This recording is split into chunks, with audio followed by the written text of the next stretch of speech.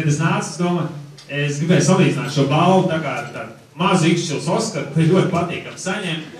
Un katrā ziņā man būs jauni produkti, es ceru, un uz katru produktu es ar lepnumu lieku Ikšķilas ģērboni aizgurē. Līdz ar to cilvēks dzerot, jebkurā pasaules malā šo dzērienu, viņš redz aizgurē kaut kādu, varbūt jocīgu ģērboni, bet viņš redz apakšā Ikšķilu, un viņam ir saprašana, ka tas ir kaut kādai konkrētai vietai, ka tas nav ražots Meksikā, iepildīts Vācijā, atsūtīts uz Krieviju, bet tas tiešām ir ražots Latvijā, Ikšķilē. Tā kā paldies jums visiem! Firma Sula Ikšķilas noda iedzīvotāju aptaujās atzīta par uzņēmumu, kas ar nodā ražotajām bērzu sulām un vīnu vissekmīgāk aizdītajā gadā popularizējas novada vārdu Latvijā.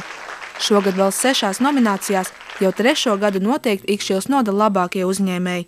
Gada uzņēmēju balvu iegūs pirmskolas izglītības iestāde Ķiparu nams, kas šobrīd nodrošina privātā bērndārza pakalpojumu 50 jaunākās paaudzes ikšķiliešiem. Vadītājs Sanda atzīst, vislielākais paldies esot bērniem, kur izvēlējušies vecākus no Ikšķilas. Lepojos to, ka mēs esam nominēti jau 3. gadu, un šogad ir balva rokā, ja, un ir ļoti patīkami tas, ka arī es uzņēmēju sejas jau atpazīstu. Un mums ir sadarbības partneri, kā arī uzņēmēji mūsu klienti.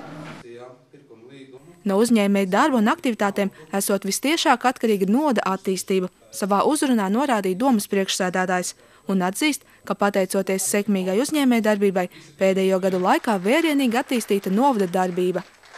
Laba lieta, ka mūsu vērtība ir mūsu novada cilvēki, un šie cilvēki, kas veido novada kopumu, darbspējīgā daļa ir ļoti liela, no 9000 iedzīvotājiem, darbspējīga vecuma iedzīvotājs mums ir 5600, nedaudz pāri, un līdz ar to pašvaldība var lepoties ar samērā labu budžetu, salīdzinoši, un arī plānot un veidot šo vidi, Ikšķilas vidi, Ikšķilas novada vidi, lai mums visiem būtu patīkami šeit dzīvot, būtu patīkami šeit atrasties, būtu patīkami uzņemt ciemiņus un arī lepoties par mūsu skaisto novadu. Man liekas, ka Ikšķila tā ir tāda, patiesībā es pateikšu, ka tā ir ļoti laba vieta, jo te ir cilvēki pārsvara ļoti atsaucīgi, kad saka, Rīga man viens otrs saka, ka tur tādi kašķigi un viss.